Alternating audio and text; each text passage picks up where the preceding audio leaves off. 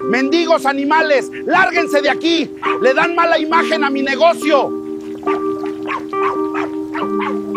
Ya te escuché y vi lo que le hiciste a esos animalitos en primera. Este no es tu negocio. Segundo, estás despedido. Toma tus cosas y vete. Jefecito, no me corra, por favor. Es que no soporto a los animales callejeros. Huelen mal y están sucios. No es la primera vez que haces algo así. Tú no eres un ser humano. No te tiendas el corazón. Yo no me lo voy a tentar contigo. Hay que proteger a los que menos tienen. Todos somos hijos del Señor. Tacos gratis para todos, amigos. Gracias por seguirme y dale me gusta. Comparte este contenido positivo y de fe.